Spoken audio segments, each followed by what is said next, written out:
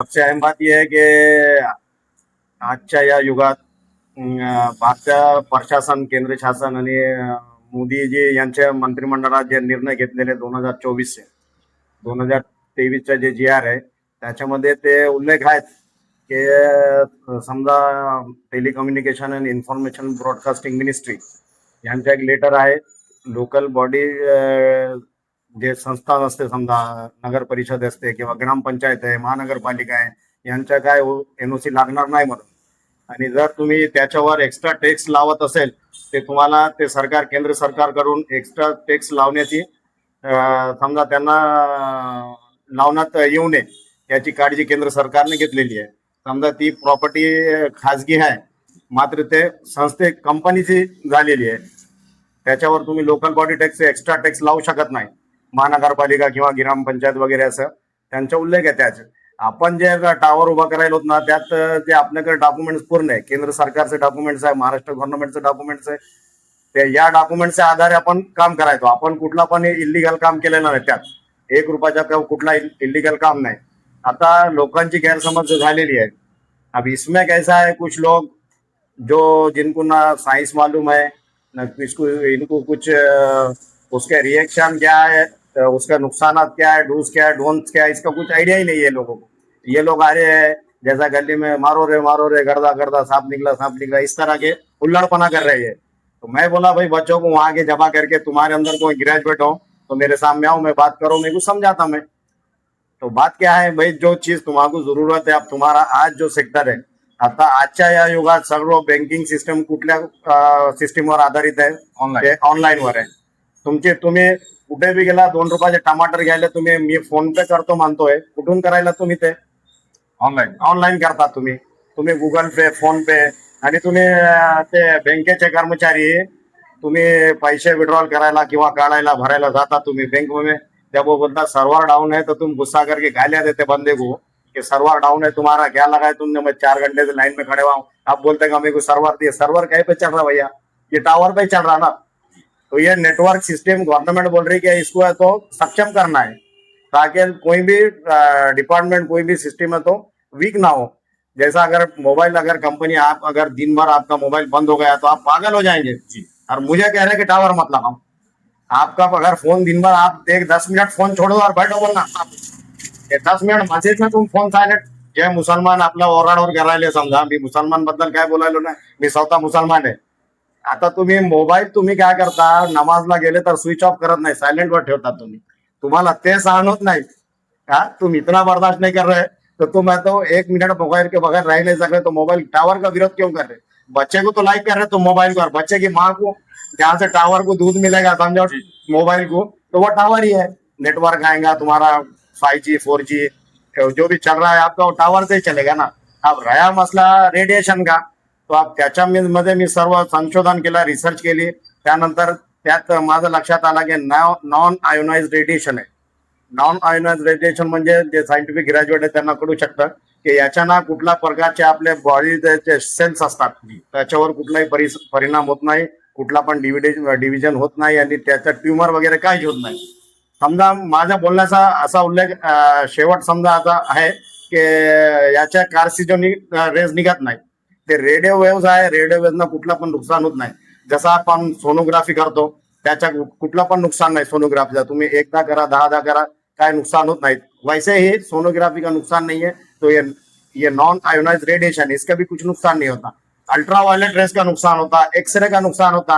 अब दाढ़ को कीड़ा लग गया, रूट कैनल, डॉक्टर 3-3 4-4 बार रूट कैनल का तुम वो लेता है, तो उसका नुकसान ज्यादा है, उससे तो भी कैंसर हो जाएगा.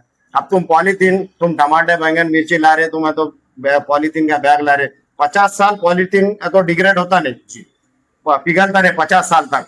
तुम्हारा आइंदा नस्लों को तुम्हें तो क्या कर रहे हैं, कैंसर दे रहे पॉलिथिन यूज करके.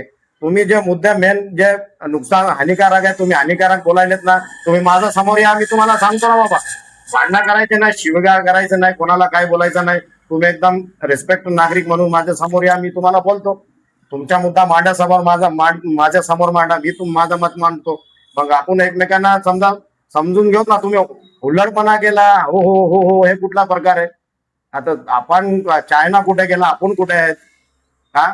असं या अशा पद्धतीनं का भारताचा विकास होणार का हे सांगा तुम्ही मला. सर्वप्रथम मी कोणी लई मोठा माणूस नाही, सर्वसाधारण सामान्य माणूस आहे मी. आता असा हुल्लडपणा केला ना की आपला विकास होणार का, परभणी जिल्ह्याचा विकास होणार का. आता ते कलेक्टर ऑफिसची साईट कुठल्या सिस्टीमवर चालणार आहे, गव्हर्नमेंट परभणी .in कुठल्या नंबर कशी चालणार आहे, ते ब्रॉडबँड किंवा टावरमुळे.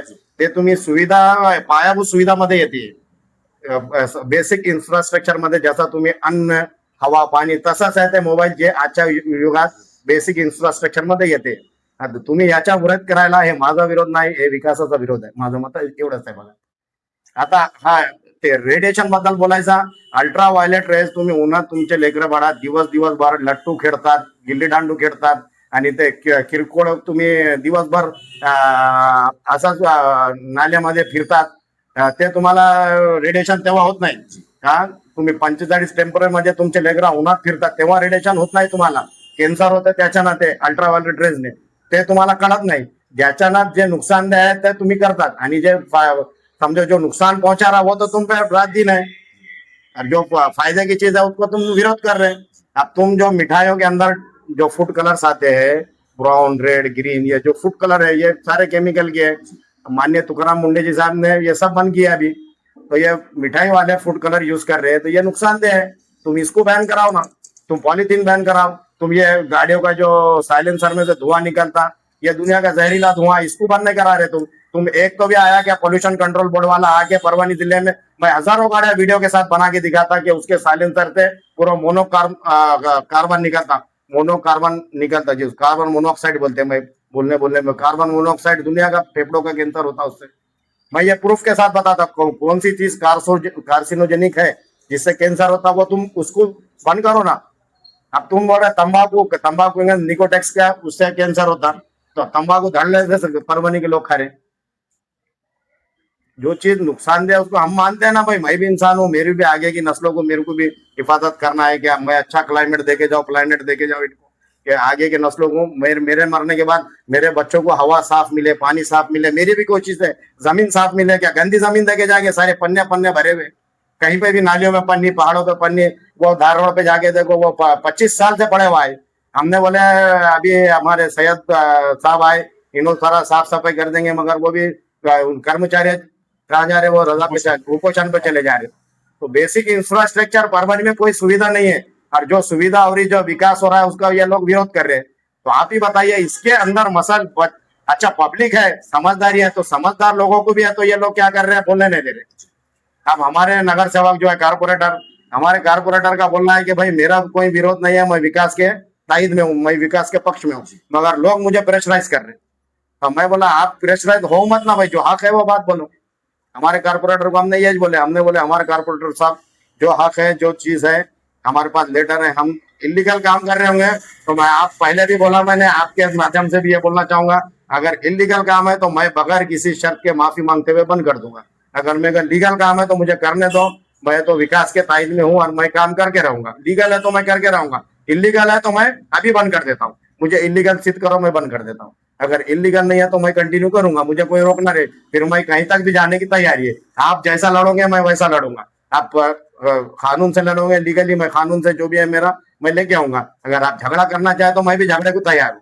ये मैं आप डायरेक्ट बोल रहा हूँ. मैं आप, मुझे कुछ नहीं है, मैं तो जो हक है वो उस पर मैं कायम हूँ. मैं हजरत हुसैन की औलाद से हूँ और मैं कायम रहूंगा इंशाल्लाह.